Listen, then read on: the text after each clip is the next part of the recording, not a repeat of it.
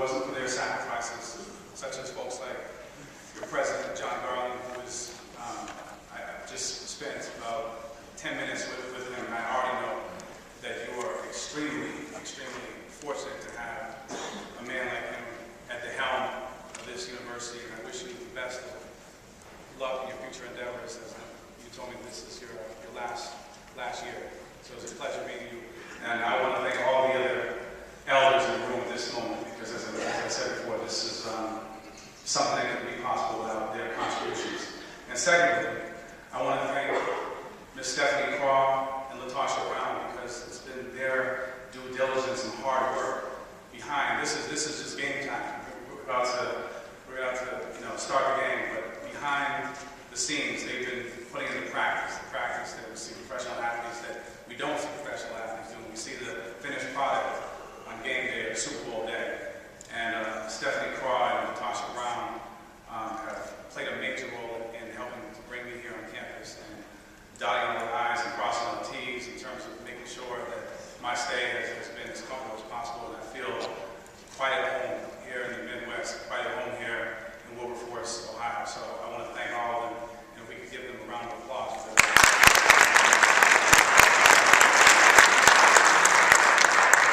And last but not least, I want to thank you, the students. I want to thank the institution, most importantly, because the institution, if there's one thing I want you to remember throughout my talk, it's critical thought. And we need to be looking at building institutions, continue to build institutions. Institutions that long beyond the Solomon Comissiong or John Garland. It's institutions like Central State that go on. Once the mission is set forward, then it is people that come into these institutions that help enhance it. But it's institutions that we have to look at building. So I want to thank Central State and all the students that are in this audience right now, and the ones that are not in this audience, as well as the community members and everyone that supports the ongoing process of continuing to ensure that Central State remains the high level of academics that that I can see just from meeting these young men that I ate dinner with last night, and meeting with Ms. Craw and so many other folks that it puts forth. So that being said, let's get started. It's game time to do this, because I get a little emotional, and so I may walk out a little bit, so let me know if my voice projects. I try to make sure that my voice projects, but sometimes it's hard for me to stay behind a podium.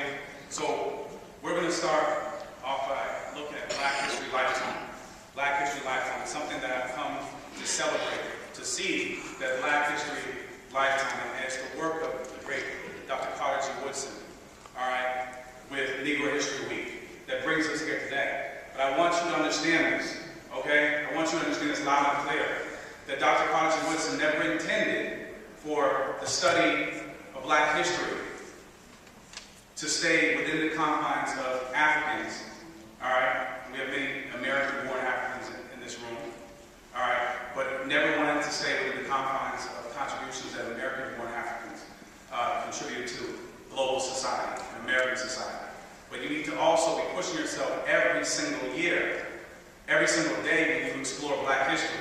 Explore the great Kwame Nkrumahs, Patrice Lumumba's, obviously the Ida B. Wells, looking at the continent of Africa, looking at Queen Nahanda, Queen Anne Nzinga.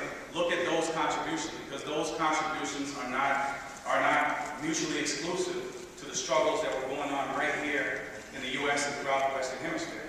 Because as we know, that while folks were fighting for their liberation here, fighting to get the horrendous, barbaric chains of chattel slavery off their back, and then fighting for another 100 years to do away, to exterminate Jim Crow. We had Africans on the continent and other parts of the world that were trying to free themselves of the oppression of colonization. All right, so, and it was the work of American-born Africans, so-called African Americans, right here that inspired South Africans, that inspired Azanians, while they were fighting the brutal reign of white supremacist apartheid in South Africa. They were inspired by those folks that were fighting here. And that's where we see the Black conscious movement with Steve Biko. So I just want to make sure that we keep that in mind. So we covered Carter G. Woodson, and thank you for your introduction. I love the fact that you incorporated Carter G. Woodson his body of work and history, and obviously there can be entire courses taught around College of Woodson's body of work. Negro History Week, we looked at 1996 and 1976, the establishment of Black History Month. And when I said that I want you to hold on to, if there's one thing that you hold on to that I want to remain with you before I leave, it's critical thought. And I want you to look at that quote right there. That's from Miseducation of Negro. If you have not read that book, read it tomorrow. Start reading it tomorrow. It is as relevant in 2012 as it was in the 1920s when he wrote that book. All right? When you control a man's thinking, you do not have to worry about his actions. When somebody controls your thinking, when you are unable to critically think for yourself, anybody can sell you a bag of goods that is not in your best interest, and you will eat it up, and you will continue, and you will imbibe this dangerous mental poison as if it was yours. You need to push yourself to critically think, challenge information. If there's anything that is new to you during this lecture, if there's anything new to you, make sure you take out your pen, make a mental note of it, and look it up. Challenge all new information that you get. Because some people that give you new information, it's not factual.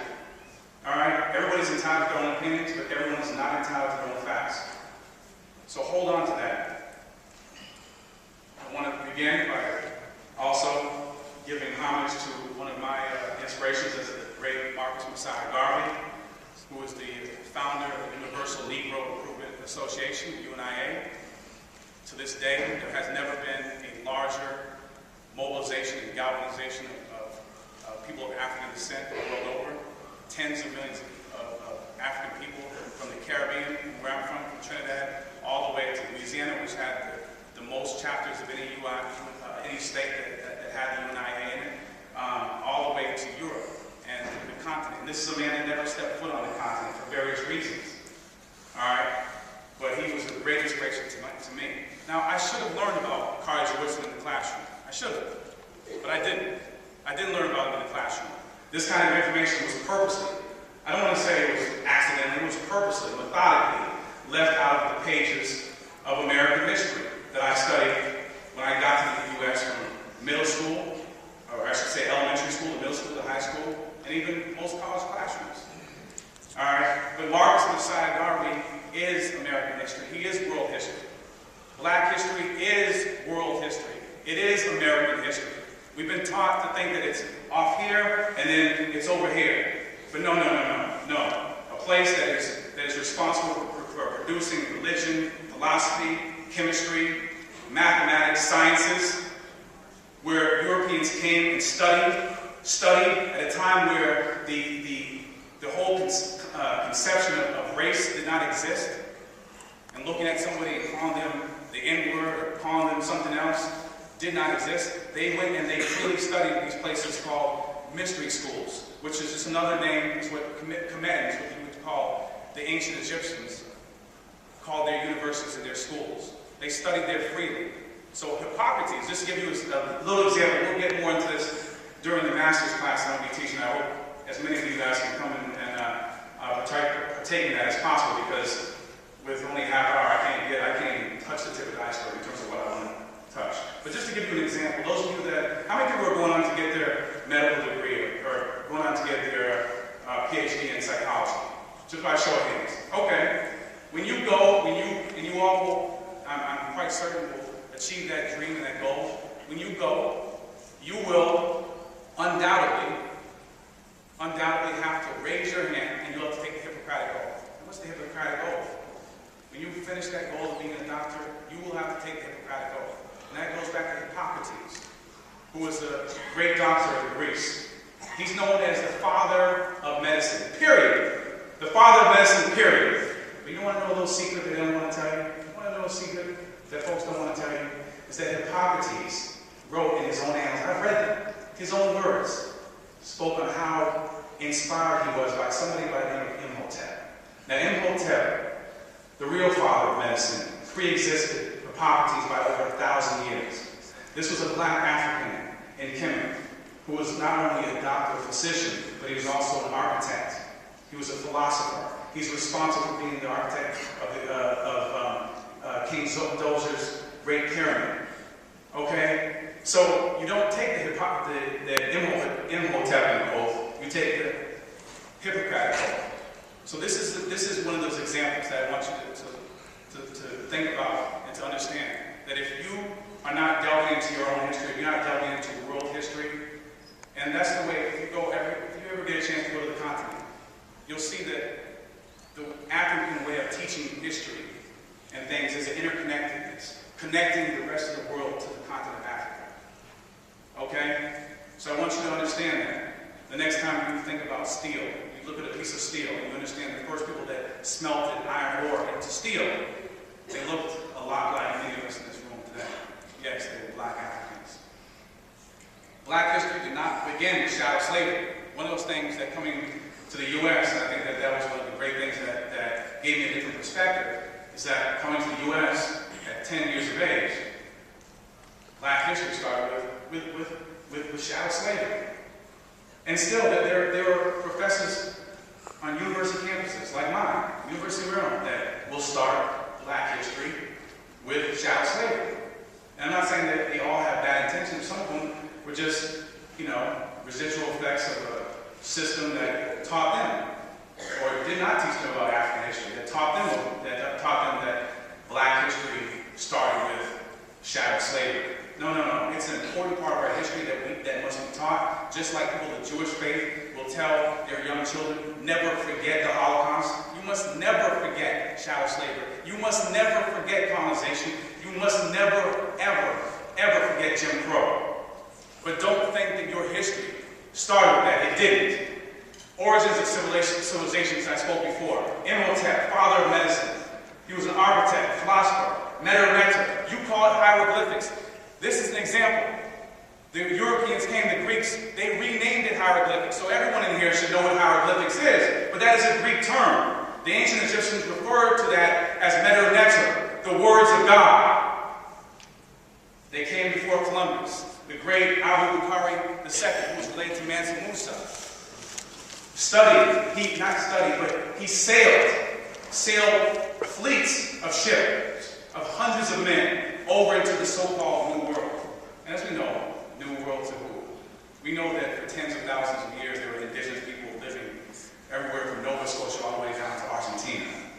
Okay? But he came here at least 700 years before Christopher Columbus. Before Christopher Columbus came and brought a wrath, a fury, and hell, and brought a Holocaust on indigenous people in places like Hispaniola, where we see Haiti, otherwise known as Haiti, and the Dominican Republic, where Christopher Columbus him and his men did some brutal things. So it's really, really telling us as a society that we're still celebrating somebody who was a rapist, a murderer, and a plunderer, which is what Christopher Columbus was.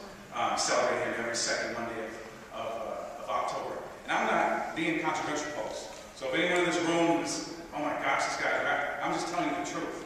I'm just telling you the truth. You've been sold something where anybody in here that is a human being, which we all are human beings, no one should celebrate anybody with the likes of Hitler, and no one should be celebrating the likes of Christopher Columbus for the hell that they brought to human beings here. So we look at Christopher Columbus, we talk about Abu Bakr, we look at the North African influence in Southern Europe, we look at the African presence throughout Asia. There are African people, there are over 1 million people of African descent, direct African lineage in India, known as the Dravidians, or the Dalits. In the Philippines, we see the Atra, we see the Orang Asli, in places like Malaysia as well as the Philippines, African presence throughout Europe. Do you know that the father of Russian literature to this day, you go to Russia, the father of Russian literature is a man of African descent known as Alexander Pushkin. Okay? He is the father of Russian literature. Yes. Many slave revolts.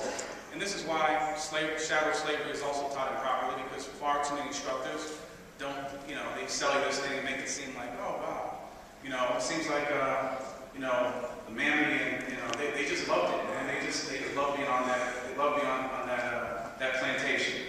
Well, the truth is, there are hundreds of slave revolts.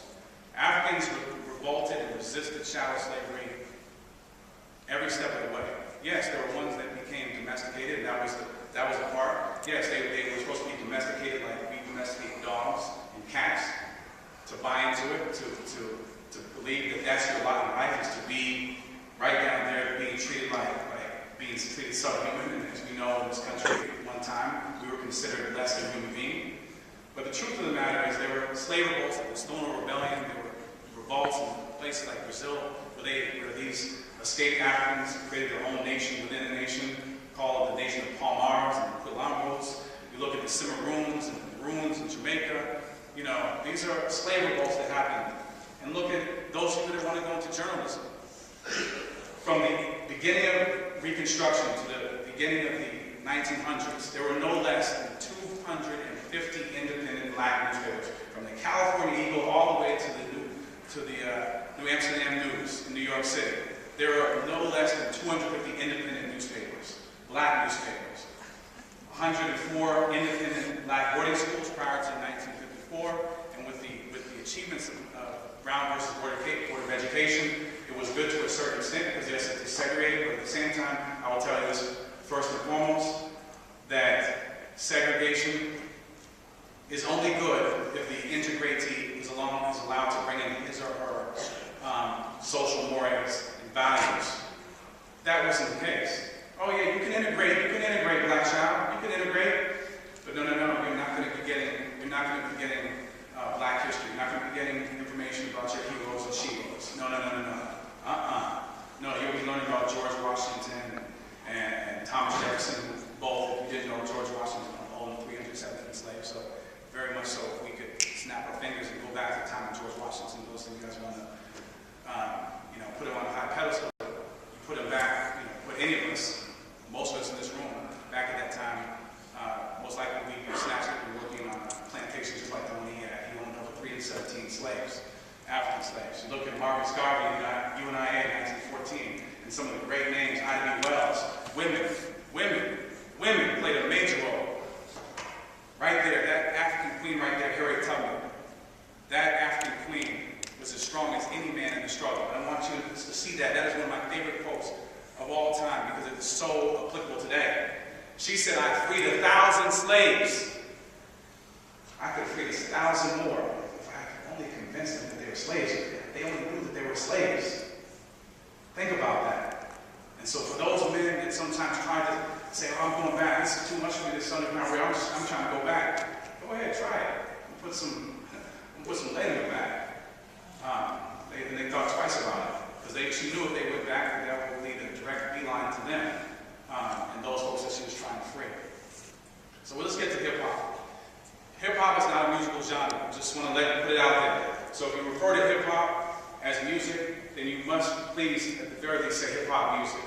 But hip-hop, the thing that you listen to on the radio, that you see visually, you turn to Viacom, anyone at Viacom station, BET, MTV, which we'll break down. I'm not a fan of those stations whatsoever, but they are our own Viacom. What you see in here is rhythm and poetry.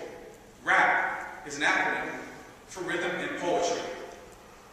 So hip-hop is a culture comprised of various elements, such as rap, graffiti, beatboxing, knowledge of self, community. Tell me the last time you saw BET or MTV talking about and pushing.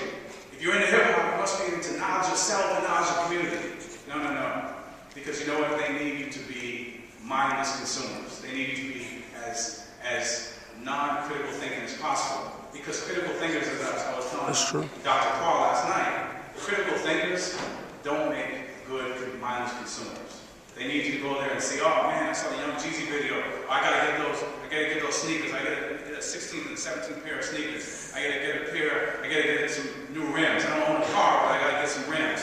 That's the kind of mindless stuff that goes on all the time, right? But hip-hop has always been about knowledge of self and community. When I came up, there's two things I gravitated towards in the U.S., and that was basketball and hip-hop. Hip-hop just pulled me in. It spoke to me in a way that no one else besides my mom was speaking to me. So I got so much, and if it wasn't for hip-hop, I am not here today. This is what hip-hop means to me: culture, community, innovation, fellowship, activism, good times, rhymes, beats, all of that. today. The stages of hip-hop, the evolution, started in the early 70s. You look at the early 70s, beginning, it was an outlet for urban youth, mostly blacks and Latinos in New York City, South Bronx, and it spread all the way to the West Coast. Now we see it's a global phenomenon now.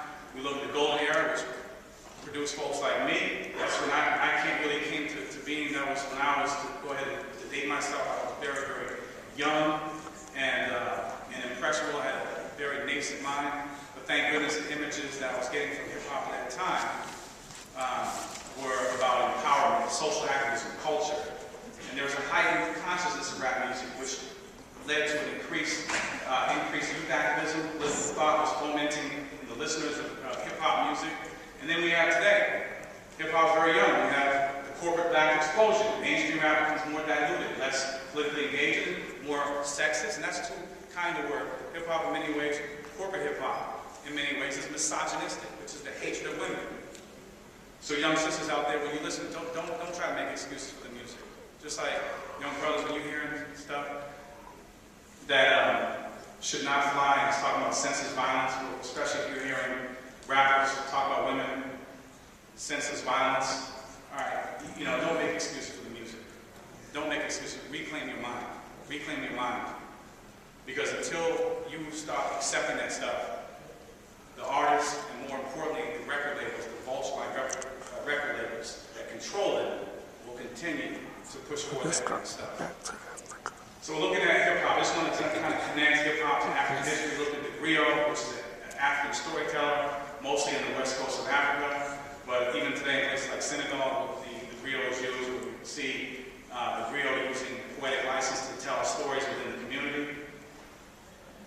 We look at Metanetra, which is otherwise known as hieroglyphics. And I like that. That's the storytelling. And early hip-hoppers, especially graffiti artists, they were telling stories. So in New York City, so now, yes, very much illegal as it was then. So I'm not advocating that. But if you look at cities like Philadelphia, where they hired local graffiti artists to draw on the buildings of projects and tenements to beautify them.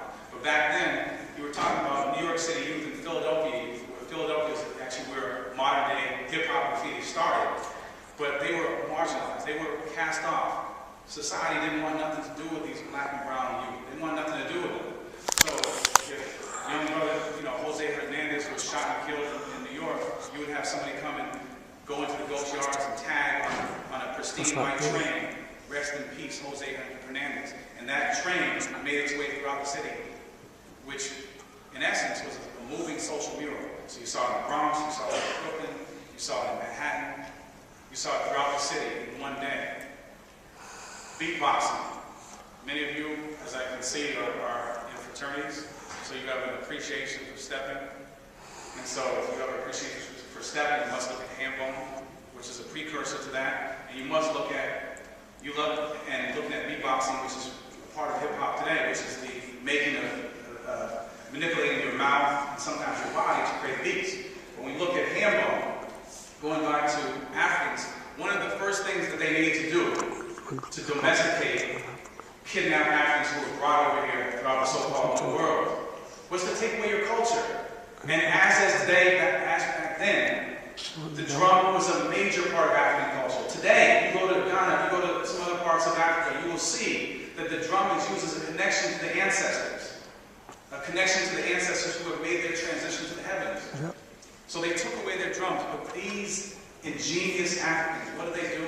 They said, okay, you can take our drums, so we'll be on the plantation. True. And they started to mimic the sound of the drums by beating their chest. And the women and the men would sing along. That's the kind of power, that's the kind of stock that many of us come from. As a matter of fact, all of us come from. Because the original man was an African man. So whether you're a lighter, melanin, okay, we disagree with that.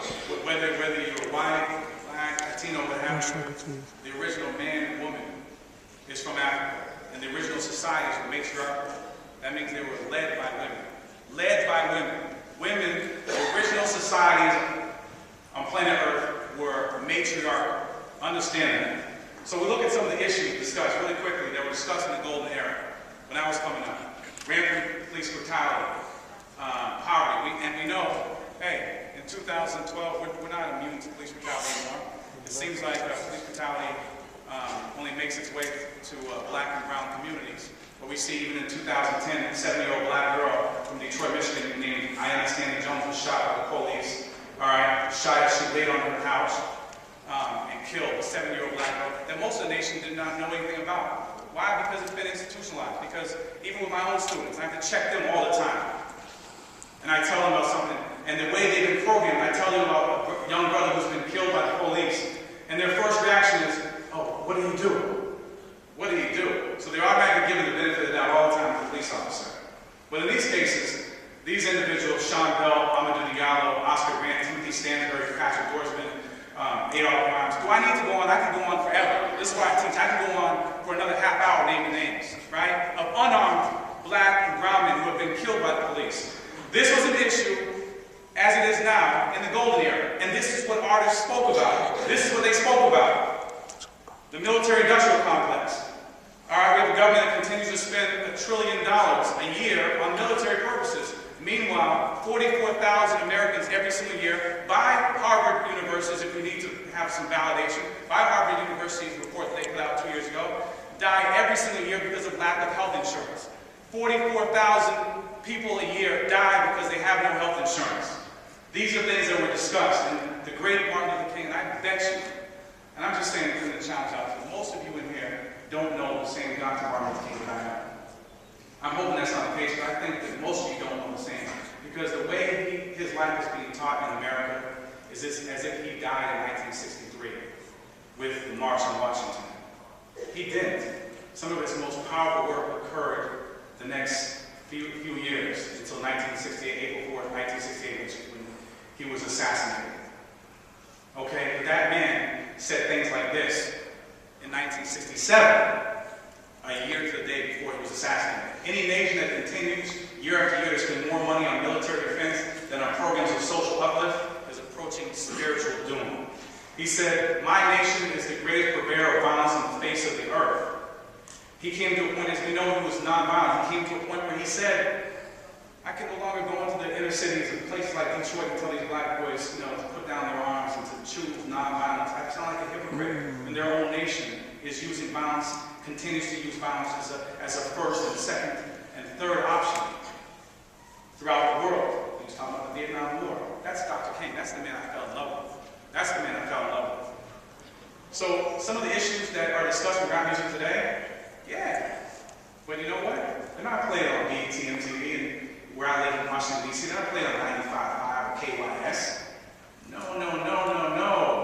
They don't want these issues. They don't want rappers that are black, white, brown, because there are black, white, brown, and Asian rappers who are talking about these kind of things right now today that are supremely talented. But for some reason, they're pushing the underground. And so think about that. Harriet Tubman, she was not going underground. The Underground Railroad was called the Underground Railroad because it was being suppressed by the dominant hegemonic society at the time. And that was the white society that was oppressing them. So when we look at underground rap, and you talk about underground hip-hop, that means it's not underground, it's being suppressed by the dominant corporate media. So these issues are discussed today by the likes of Jean Grey, Immortal Technique, Dead Prez, Mr. Liv. I mean, we have to go on and on. Most Def, Talib Kweli, we can go on and on. These are some of the name drops that I heard from rap songs when I was growing up, when I was 12, 13, 14. I heard all these things. I learned about Kwame Ture, I learned about Stokely Carmichael, I learned about Huey Newton, Angela Davis, all from rap songs that I listened to. This was one of the rap songs that dropped in 1989. This is where you see some young brothers talking about what they see in the school system, or I should say what they don't see in the school system. So some of the best practitioners of education have been young brothers and sisters like yourself. My forefather was a king. He wore fat gold chains and fat ruby rings. Nobody believes this to be true. Maybe it's because my eyes ain't blue. You ain't going to find this in your history book. Come here, young blood, take a look. Dig down deep inside this hardcover. Don't you know he was my brother? All you read about is slavery, never about the black man's bravery. You look at the pictures and all they show you is African people, bones in their noses. That ain't true. That's a lie. That's a lie. You didn't get that from our lemon pie. And the African proverb tells until lions tell the tale of the story, the hunt will always glorify the hunter. Yes, indeed.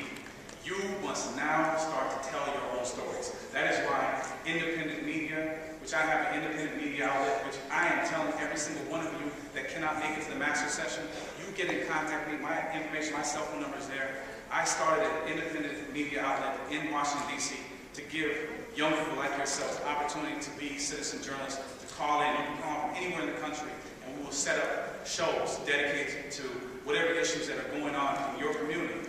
And as soon as the show is over, if people can't listen live, it remains on archive where you can embed into your blog, your Facebook, indefinitely. So now we look at the corporate name drop. Crystal, Moet, Rolex, diamonds on my wrist, diamonds on my wrist, all this kind of stuff, right?